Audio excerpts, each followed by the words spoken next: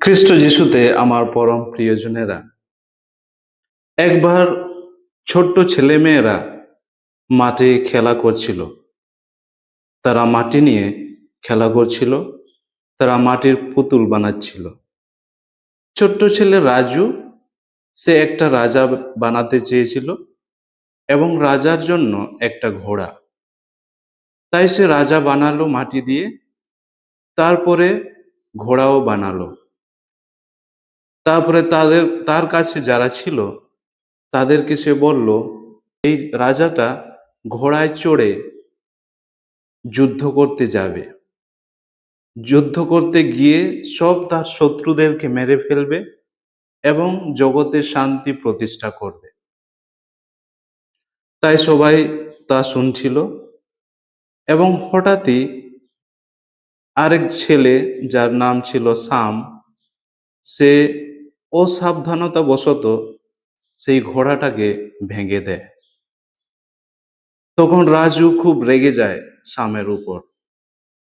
তারা দুজন ঝগড়া করতে শুরু করে এবং আস্তে আস্তে মারামারি করতেও শুরু করে। তখন তাদের বাবা মারা এসে তাদেরকে ছাড়িয়ে নিয়ে যায়।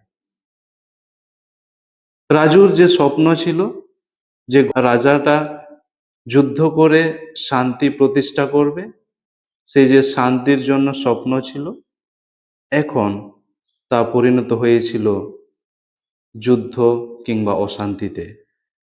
এক বিশৃঙ্খলতা এনেছিল। খ্রিস্ট যিশুতে আমার পরম প্রিয়জনেরা, আজকে আমরা তালপত্র রবিবার পালন করছি এবং মঙ্গল সমাচারে দেখি যে প্রভু যিশু জেরুসালেমে প্রবেশ করছেন এবং সবাই তার জন্য গাছের ডালপালা কেটে তা রাস্তায় ছড়িয়ে দিচ্ছে এবং সবাই হোসানা হোসানা করে বলছে, তাকে স্বাগতম জানাচ্ছে। প্রভু যিশু শান্তির রাজা। তিনি শান্তি প্রতিষ্ঠা করার জন্য জেরুসালেমে যাচ্ছেন এবং তিনি গাধার উপর চড়ে যাচ্ছেন। গাধা কেন? ঘোড়া তো থাকা দরকার। ঘোড়া হলো মহিমার এবং সামরিক শক্তির প্রতীক। রাজারা তখন ব্যবহার করত, কিন্তু তিনি কেন গাধা বেছে নিয়েছিলেন? তিনি এটাই বোঝাতে চাইছিলেন যে রাজত্ব কিংবা রাজার অধিকার ঘোড়া কিংবা গাধা দিয়ে হয় না, কিন্তু নিজের যে সামর্থ্য আছে, নিজের যে পরিচয় আছে, তা নিজেতেই প্রকাশ পায়। তার রাজত্ব ঘোড়ার উপর কিংবা গাধার উপর চিহ্নিত হয় না, কিন্তু তা নিজেই যে স্বয়ং রাজা, তা নিজেই প্রমাণ করবেন। এবং তিনি সেই জন্যই সেই জেরুসালেমে যাচ্ছেন। জেরুসালেম হলো এমন এক জায়গা, খুবই জনপ্রিয় জায়গা ছিল, যেখানে জেরুসালেম মন্দিরের কথা আছে, মন্দির ছিল। এবং জেরুসালেমও যেখানে নবীদের হত্যা করা হয়েছিল, প্রবক্তাদের কিংবা নবীদের হত্যা করা হয়েছিল। এবং প্রভু যিশু জেরুসালেমে যাচ্ছেন সেই যন্ত্রণা ভোগ করতে এবং ক্রুশের উপর জীবনদান করতে, আমাদেরকে পাপ থেকে মুক্তি দিতে, সেই চিরন্তন শান্তি প্রতিষ্ঠা করতে। এবং তিনি সেখানে যান। খ্রিস্ট যিশুতে আমার পরম প্রিয়জনেরা, আমরা তপস্যাকালে আছি। আমরা অনেকে উপবাস, মাংস আহার ত্যাগ করছি, প্রার্থনা করছি। আমাদের মনে আছে যে প্রভু যিশু নিজেই সেই ক্রুশের উপর জীবন দিয়েছিলেন আমাদেরকে সান্ত্বনা দিতে, আমাদেরকে শান্তি দিতে, এবং তিনি নিজে সেই ক্রুশের উপর গিয়েছিলেন। আমরাও আমাদের জীবনে, আমাদের সংসারে, আমাদের পরিবারে শান্তি চাই, শান্তি যাচনা করে থাকি।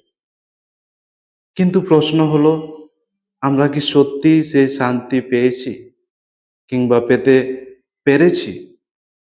অনেক সময় আমরা কষ্ট সহ্য করতে পারি না, কিন্তু প্রভু যিশু সেই ক্রুশের মধ্য দিয়ে শান্তি প্রতিষ্ঠা করেছিলেন।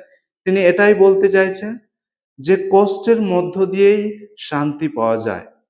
সংসারে যখন একে অপরকে ক্ষমা করতে পারি, একে অপরকে মানতে পারি, যখন আমরা একে অপরকে ভালোবাসতে পারি, তার মধ্য দিয়েই শান্তি আসে।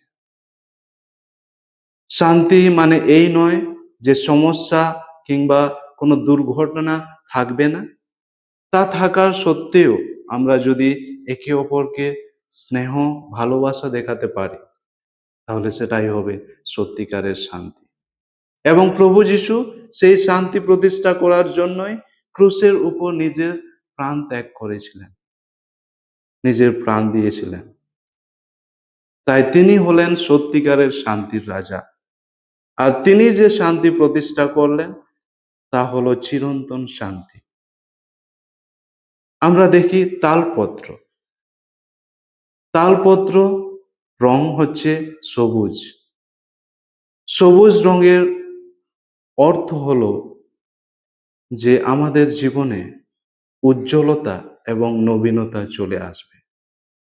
সেই সবুজ যে রং, সেই রং আমাদেরকে নবীনতা প্রদান করবে। আমরা তখনই নবীনতা কিংবা উজ্জ্বলতা আমাদের জীবনে আনতে পারবো, যখন আমরা একে অপরকে ভালোবাসতে পারবো। কষ্ট হলেও যখন আমরা একে অপরকে মানতে পারবো। কষ্ট হলেও যখন আমরা একে অপরের জন্য সময় দিতে পারবো। ছেলেমেয়েরা যখন মা-বাবার কথা শুনবে, মা-বাবার কথা মতো চলবে। কষ্ট লাগলেও যদি তারা মা-বাবাকে মানতে চাইবে। মা-বাবারা কষ্ট হলেও যখন তারা সময় করে ছেলেমেয়েদের দেখাশোনা করবে। তাদের অনেক সময় কাজে তারা ব্যস্ত থাকে, তবুও যদি কষ্ট করে সময় দেয়, একে অপরের কথা শোনে, তাহলে শান্তি নিশ্চয়ই প্রতিষ্ঠা হবে। তাই খ্রিস্ট যিশুতে আমার পরম প্রিয়জনেরা, তালপত্র রবিবার হলো সেই দিন যেদিন প্রভু যিশু সেই যন্ত্রণা ভোগের জায়গায় পৌঁছে যাচ্ছেন কিংবা প্রবেশ করছেন।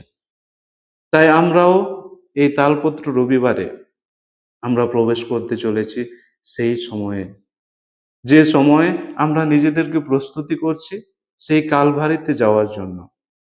সেই কালভেরিতে যখন প্রভু যিশু নিজেই প্রাণ ত্যাগ করবেন, নিজেই ক্রুশের উপর জীবন দান করবেন, আমরা যেন তার সঙ্গী হতে পারি। আমরা যেন কষ্টকে মন থেকে মেনে নিতে পারি। যদি প্রভু যিশু আমাদের জন্য কষ্ট করেছেন, আমরা কি তার জন্য কষ্ট করতে পারবো না? তার জন্য সমাজে একটু কষ্ট করে শান্তি প্রতিষ্ঠা করতে পারবো না? আমরা নিশ্চয়ই পারবো। তাই আসুন আমরা যেন সেই মনে, সেই হৃদয় নিয়ে আমরা প্রভু যিশুকে অনুসরণ করার চেষ্টা করি। আজকে তালপত্র রবিবার, কিছুদিনের মধ্যেই সেই পুণ্য শুক্রবার চলে আসবে। সেই প্রভু যিশুর যন্ত্রণা ভোগের কাহিনী। আমরা যেন মন থেকে প্রস্তুতি নিই যে প্রভু যিশুর যন্ত্রণা ভোগ এর কারণ ছিল যে তিনি আমাদেরকে ভালোবেসে তা করেছিলেন।